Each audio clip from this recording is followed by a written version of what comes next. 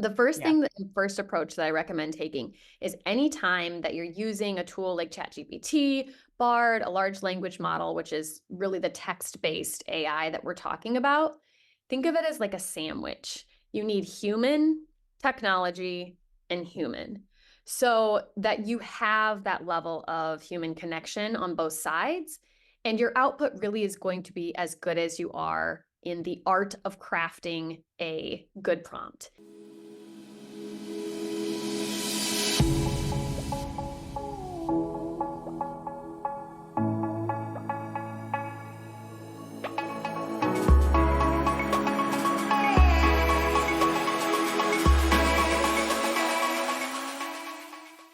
Hello, welcome back to the Bombshell Business Podcast. I'm your host, Amber Hurdle.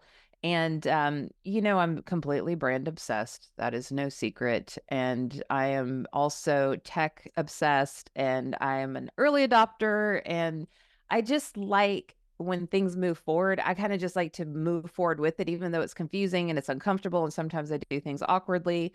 I always want to know what's going on because if you get too far down the path and everybody has moved in front of you, it's really hard to get caught up both in understanding and application and being competitive with some of the tools that are available to us as small to mid-sized business owners, and even for those of you who work for the big whales.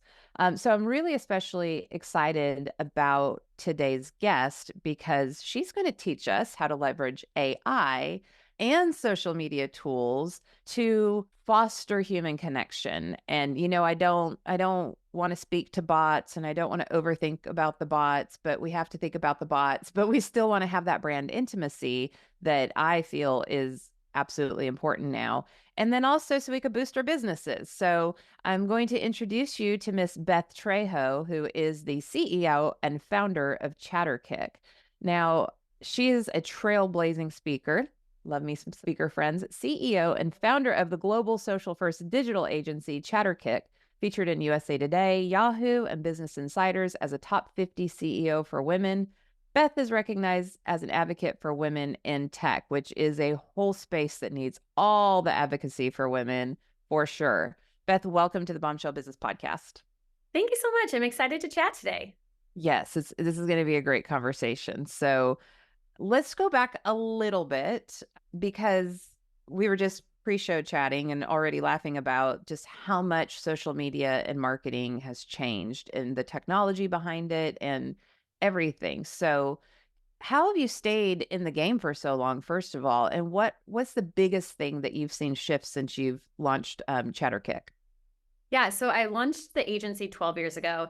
Didn't really have a background in agencies specifically. I have a background in public relations and, had marketing experience. But when I decided to launch ChatterCake, the agency, it really was because I saw a massive problem that social media was just kind of, even at that time, 12 years ago, being approached like a digital billboard. And that's Yeah. really not what it was ever meant to be, right? It was meant to be a connection tool. You went on to Facebook because you wanted to see what your friends and family were doing. And I think businesses didn't know how to have those real human interactions. Like they didn't know how to be a person behind a logo.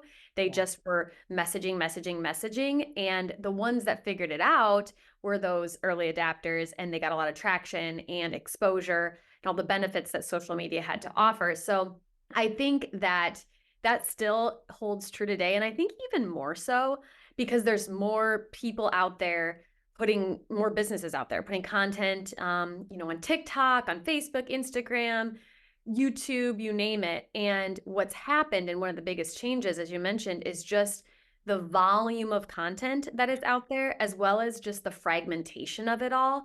Yeah. Like, we used to have a couple of social media platforms. Some businesses were on it, some were not. And now it's kind of like the standard, like a website, you have your social media channels. And unfortunately, because it is such a labor intensive tool, there's so much crap that's out Yeah. there, like just bad content, stock photos. I always say the amount of businesses that have that greeting card strategy of just posting on the holidays. And, it's like, I don't know if I really need that today of like happy 4th of July from, a plumber I might have used once. So it really is a step away still from that personal interaction. And I think that that's something that still needs to be changed. And I think that those are the businesses that people want to do business with and they crave that connection. Yeah. When I think about the people that I followed diligently, is because they teach me something I desire to know. That's it for me. So I don't look at social media as, oh, how many people fell in that video that I can laugh at. Like, I don't want to know any of the TikTok trends. I couldn't care less about that. Like, I'm primarily looking for, like, these are areas that I want to grow in, or this is something that really interests me. Like, most of my people are like relationships, psychology, organizational psychology. It's all stuff about like human behavior, or how can we understand each other better, obviously for what I do for a living. And the great ones serve it up in a way that does feel more intimate. Yeah. It's not like, here's my message. It's like, now here's the problem that you have. I can see that this might be something that you've experienced before, and this is how I would handle it. And I could think of one in particular. Well, this is I'm domestically disabled, or I say that I try. And so there's this woman named Babs on Instagram, and I'm like, oh, she's my housekeeping fairy godmother. Do you know who I'm talking about? Yeah, totally. Okay, is she not the best? Like, does Yes. she not feel like she's all of our mom or all Yes. of our grandma? And that's the connection that I like, but I don't know if I do a good job of that myself. So, what's the first step in how to make a more human connection in a digital world? I think the biggest barrier for 90% of people is overthinking it. Yeah. Right. Like it is a lot of work. Don't get me wrong. I'm not going to oversimplify the process of like getting content to social because we do that every day and I know it's complicated and it takes a lot of time. But the amount of people, and we see the back end of all of this, the over processing, overthinking, trying to correct a Facebook post 25 times. Like sometimes you just have to let it be, because if you really want to connect with someone, they will appreciate that you're not going to be perfect, that your message may not come across as a billboard or, a fully produced video. Like just get it out there. Just start, do the content, adjust and change for what works. But I think, the biggest barrier for people to post on LinkedIn is not time. They say it's time, but it's insecurity of feeling like they're not saying the right thing, insecurity that someone's not going to like them. And it's funny, the older that you are and the more like you were not like digitally native, I think it Yeah. happens more so because you feel like you're, standing up in front of a crowd that you kind of know some people and you don't know some other people, and you're just crossing your fingers and hit the post button. Well, and I do think it's a little bit easier for people like you and me because we are speakers. So we do literally stand in front of audiences, and then we get off the stage and then we talk to our audiences, and then our audiences will email us or they'll send us a message on LinkedIn, and they'll give us real-time feedback. So we kind of have an understanding of who we're talking to, what is it they need. But if I'm just a salon in small town in America, like how would I know like what to say, the voice? Like I know I would just say like, well, just be you, but we know that people aren't Yeah. comfortable with that. So I do have a little trick for that because I Okay. think that's where people get stuck. So the easiest thing to do to create a content plan is every single time, or the first time after you have a customer or a first time customer, somebody who calls and just is asking you questions, write every single question down, and your answers to those questions are your content plan. Because Mhm. that will help you attract customers. That will help you answer basic information questions that maybe they can't source and find on their own. And I'm not talking like, what are your hours of operation? Although if they're asking that question a lot, you should check your Google My Business page. Do you But buy a lot or balayage or whatever it's called? yeah, right. Like, what can you do that on processed hair? Like, if I just had my hair dyed, can I do another treatment on top of it? How long do I have to wait? Does it work on curly hair versus straight hair? Is there, a difference in price? All of those things are like pieces of content that you could just hold up a microphone with your social media and just answer the questions and pose the question to yourself. We get the question a lot. Um, you know, can I do this treatment on my current style or hairdo? And then answer it. I mean, you're doing this every single day in every single client interaction in your business. It's just not being documented. And then you're not taking that and moving that to the next step. Yeah. And I have to give a little shout out to the small town people because I moved here to Florida from a small town that I was in forever.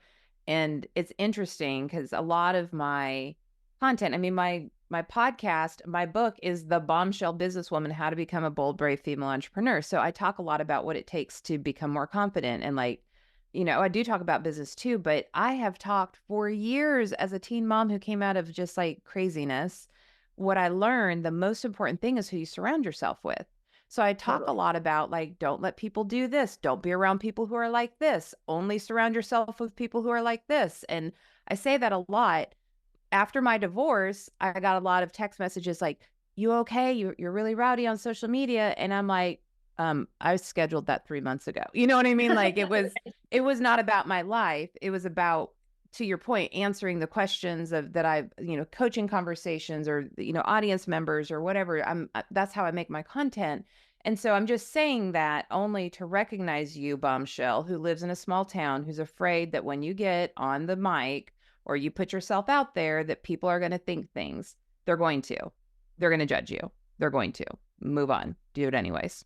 Right. Right? Yeah. I mean, it's the reality of our world, right? And the other thing that I think is the unexpected side is people are actually going to care too. They care. And I think you have to remember that people are seeing this stuff and it's impacting them in maybe in a bad day. Like you don't know what's going on in other Yeah. people's worlds and lives, and they're letting you into theirs. So it does matter to be kind, to, be empathetic. And I still think that you can have a strong point of view. Don't get me wrong. I think as women, Oh, we can yeah.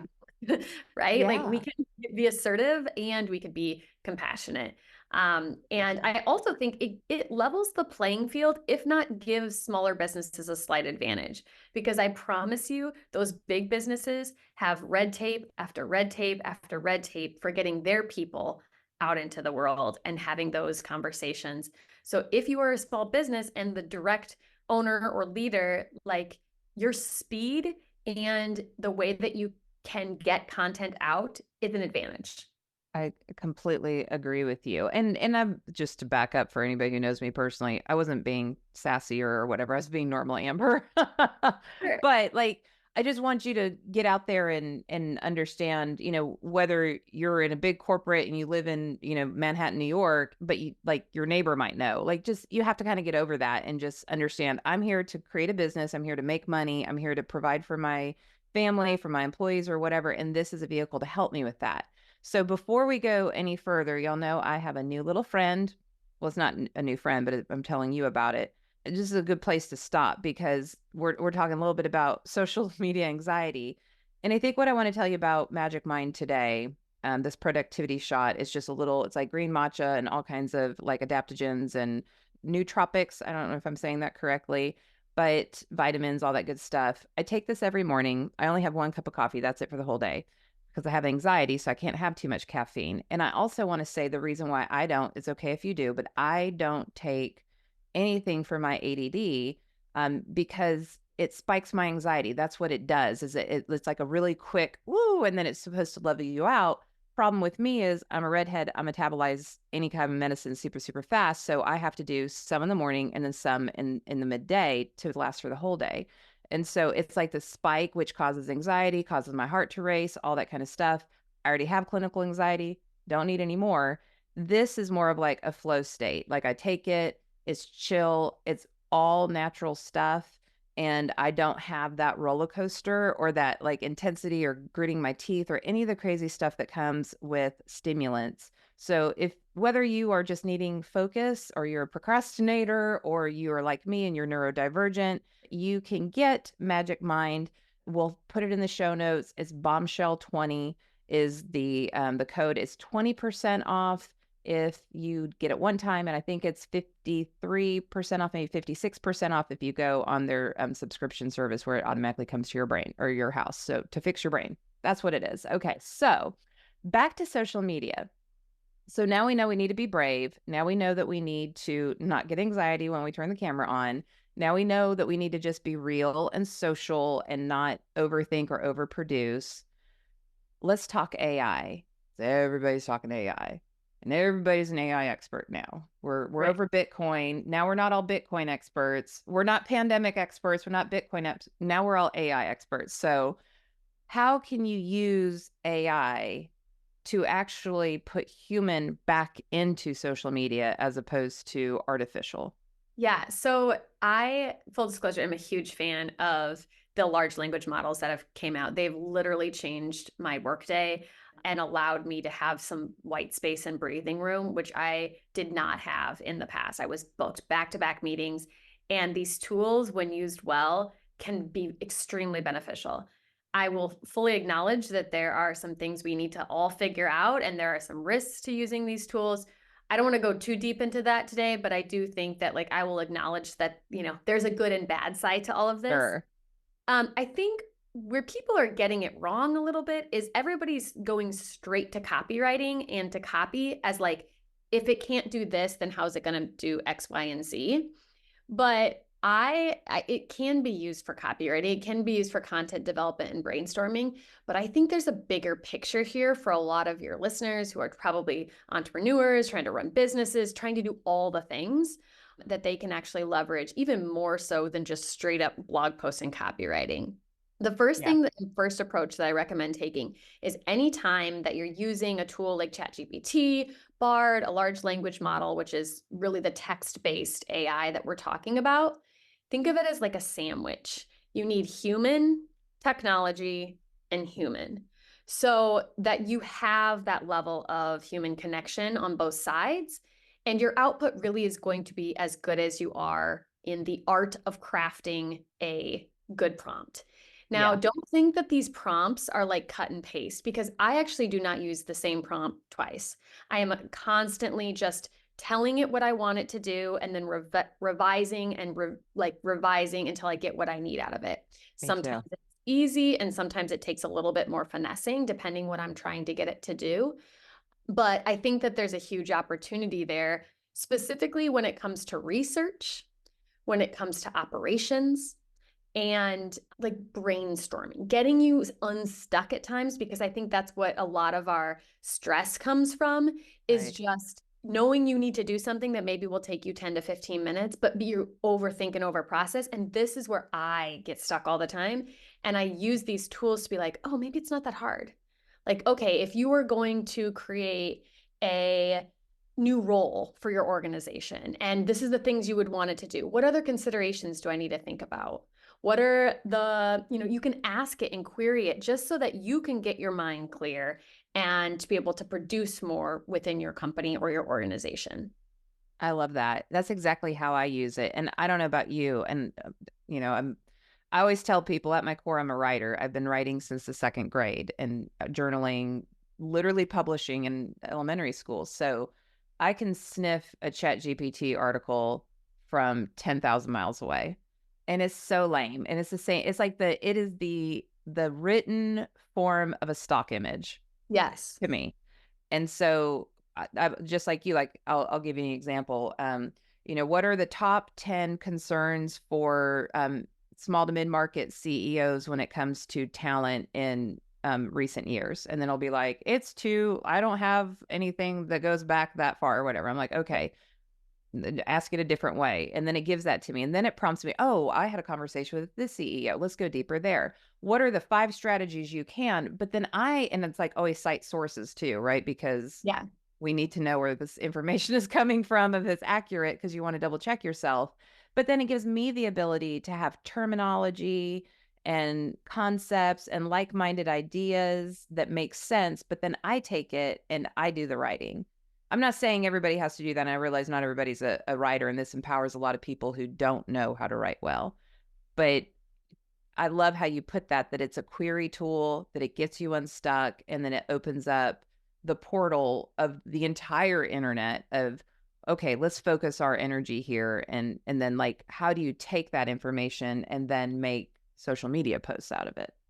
Yeah. And I think the other thing is really understanding your audience, because, and I will tell you, if you're using ChatGPT and you're not using the ChatGPT 4 model, it is like a night and day difference, Yeah. totally different outputs. I can every time any of my team members like brings me something and it's like, I'm like, you didn't use the 4 because it's Yeah. so much less powerful than the 4 model. But now they have tools that you can actually query research articles very, very quickly, which I love, because if we're working with a hospital system or in healthcare, I can actually use data points to tell the story differently, or to create content, or to back up what I believe is true. And it's really helpful because it's pulling from research articles, different medical publications. And then you also, like you said, you get the sources cited, and you can you can see under the hood a little bit more of how that query came to be. So now that we've had like this kind of like let's reframe how we think about ChatGPT as more of a thought partner and less Mhm. of a here you go. How do you then take what you've learned from ChatGPT and then appear human in Mhm. your social media? So I think it's really good to get started, right? So let's say, and to just get a massive volume of Yeah. output. So I love using alliteration in headlines, for example, right? Like it's a good social copy. Sometimes you just want that like little catchy vibe, but I don't want to tell ChatGPT to write me a slogan because it's going to be very generic. But what Very. I can do is I can tell it to use different figurative language tools and tactics, right? Like use alliteration. I want you to, use rhyming in your output, or you must act like a CMO that doesn't want any cliches or corporate jargon, right? And then I just say, now write me 50 of them. So it Yeah. writes me 50 different headlines about a topic that I may use. And then I'm just going to go shopping. I'm going to pick the best pieces out of it. I'm going to add any commentary. And instead of sitting there being like, what am I going to post? I now just get to shop through things, pick the best of it that make sense to me. Again, the human at the end, and then ship it out to the world. So that's where it has helped me. I also like writing. I am notoriously slow and an overthinker. So it's really helped me get started with like similar topics, or, making sure that I'm not leaving people out. I think that I sometimes will put copy and say, like, am I leaving populations out that I want this to connect with? So I'm not siloing myself in a world that only I can, it's like living in an echo chamber. Um, Right. so I think that there's a lot of opportunities on that side of things. And then what about from an SEO perspective? Again, if you could, Beth, tell me to write something and I will have 20 pages to you by tomorrow. That's not my problem. My problem is, what do I title it? Mhm. Like naming the baby is the hard Yeah. part for me because I like all the words asking me to put it into something concise. How would you use ChatGPT to ensure that whatever, like your blog post or your whatever title is, subject line to your email is catchy or even SEO friendly? How would you know Yeah. how to tell it to do that? So SEO is a really interesting topic on the AI game right now, because there has been research that shows that there's not a lot of performance variables between good AI outputs and real human language. That being said, a lot of the platforms are changing. Google's changing the way that we're sourcing. We had our last customer, or our first customer that ever came to us from ChatGPT sourced information. So it Oh, really, wow. yeah, right. They asked social media agency, a female-led social media agency, who should I call? And ChatterKit came up, and they said, that's where we found you. And this is the world, folks. Like, we're not unique in this. We are in the Midwest, and there is a million other digital agencies out there. So the search games are going to be wild in the next 2 years. And I think it's kind of like buckle your seatbelt and, put real good content, like real authentic, solid content out in the world that you actually know that people want to consume, which is really the questions your customers are asking or your friends and family ask about your business. And then in terms of like titling and headlines, there's a lot that's happening right now in the how-to game. And we saw that as on YouTube, but social is going from just a discovery tool, which it was, a couple years ago. You just log on to Instagram and you want the discovery to come to you. Mhm. But the biggest consumer behavior that we're seeing shift is it's a search intent tool. So instead of searching on Google, people are searching directly on TikTok, directly on Instagram, I do this all the time for travel and recipes and even like business insights because I'm sick of what Google's giving me. And so I want something else. Yeah. Consume the information quickly and via video. You're So, so right, because what you find on Google versus what you find on YouTube, which is also a search engine and owned by Google, but you find completely different things mhm. versus TikTok versus Instagram, like completely different discovery. So Yeah. now that takes me into now I feel overwhelmed. So and I'm speaking on behalf of all of us listening. I feel overwhelmed that I have to be at all the places. And Totally. so if I'm using ChatGPT to create content, should I also ask it to create it in different formats for different platforms, or should I still stick with the tried and true, pick one platform, grow it, add another one, grow it? I really think for the busy entrepreneur out there, it's better to be great at one thing, to be Mm. kind of good at like four. So I think what I would do is I would pick one platform that you really are going to use for like storytelling and building your brand and solving problems. And then keep in mind maybe one platform to be testing at all times. Mhm. And right now, I would highly recommend TikTok because of Yeah. its impact on search. It's not just a social platform, it has a lot of search intent. And if you're a small business and your ranking on Google is really struggling, it might be easier, faster, and cheaper for you to create a TikTok presence instead of trying to master the behemoth that is Google. The Google. Yes. Don't disagree there. And also, like, we have to be very conscientious with our energy and time. But then it all goes back to, right? Like, who's your audience and where are they? Mhm. I'm a LinkedIn girl. Yeah, LinkedIn is a great platform. I work with businesses. Mhm. Now, I'm friends with a lot of those people, or they might have their social time on Facebook or Instagram. Mostly probably say Facebook for me. And I'm sure they're on TikTok. I'm not yet, but I'll suck it up one day. It's just like, oh my gosh, a whole other thing with a whole other strategy. Hard pass. But the thing about kind of like your point of the secondary is I feel like on LinkedIn is they're there during the day and they're on Facebook at night. And so we just try to make sure that both of those have compelling things for business. But if you watch it at night, it's something that like might speak to you when your brain is rested and you're, wanting to really take care of yourself. So I always like to kind of pull back the curtain a little bit in our world. So Yeah. what do you think the future of AI is in our social media strategies and campaigns? Well, I think some people are going to use it for a massive amount of content generation, and we've seen this already, and it's just going to fall flat because you can tell, just like a stock photo, you can tell, right? Doesn't feel like the Burr, burr, burr. individuals that are really speaking. I think the people that master it are going with personalization are going to be the ones that set themselves apart. For us, we see, an agency world where we still do the work and it isn't fully available to be automated. Like there's a lot of our work we have to still use real humans to load and optimize and, write physically.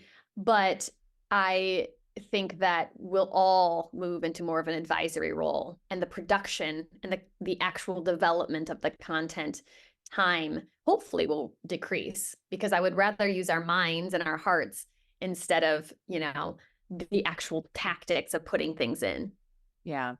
I'm involved in the mergers and acquisitions world and, private equity and hedge funds. And so you're talking about, organizations that touch a lot of different brands. And the Mhm. discussion there is this isn't going to cost jobs. It might eliminate some jobs, but it's going to create more jobs in terms of data scientists. Like we're going to Totally. become more efficient, but you still need the human to manage the tool. Like you don't just go Totally. like, oh, okay, tool, go do it all. Like who's going to tell the tool? So or interpret the data or ensure the quality of the data or Right. input the data because what you put in is what you're going to get out. And so if it's garbage in, it's going to be garbage out. So Totally. I do like that. And I like that it's going to be pretty obvious the people like you who are using it in a way that is still respecting people's humanity. I think you're going to be the winners in this world. So, on that note of you being a winner, I would love to ask you my final question I ask every guest, and that is what is your parting piece of advice, if you could tell our bombshells one thing that they need to remember from hearing from you, it doesn't have to be AI, it doesn't have to be social media or agency work or small business or anything. It could just be whatever you want. So I, as you were talking about anxiety, I am a chronic people pleaser. And I heard this piece of advice recently that's really stuck with me. And I feel like I can apply it to multiple pieces of my life, which is when you are nervous or you're trying to make someone happy, just tell yourself, let them, Let period, them. and just move on. And for some reason, that changed the way that my brain thinks about some of these things. And when I get into those spaces, or if you're nervous that someone's going to say something bad about you online, let them. Let them. Girl, yes. I love that. I love that. As a chronic overthinker, I bow to your chronic over pleasing. But I have always let them. I think I was born ready to let them. I'm like, you please whatever you want. My I'm gonna be daughter over is here that doing my way. thing. So I know there's a lot of people who are going to want to follow you and get to know you. So she is on LinkedIn. Remember, we do business on LinkedIn before we do cat videos on Facebook. So let's do she's Beth Trejo on LinkedIn, and I always connect with my guests, so you can always get to her through me. Twitter or X is Chatterkick. Facebook is Chatterkick, and Instagram is Chatterkick. All of that will be in the show notes, of course, as well as chatterkick.com, which is a website which I'm sure you will go to and be delighted. And that is at amberhurdle.com/podcast with an S. And then anything that we mentioned, as well as the link, the direct link to Magic Mind, which I think is magicmind.com/bombshell, that will be in there as well. Any final thoughts, Beth, that you want to share? No, just I'd love to connect with people. Make sure they write in their LinkedIn note where they heard us, and it was great I to love it. be on your show. I love it. I love it so much. And I love, Bombshell, that you've access to brilliant minds like Beth on this show. And if this spoke to you, please share this with another bombshell. I know a lot of people are very nervous about AI. They don't know how to use it.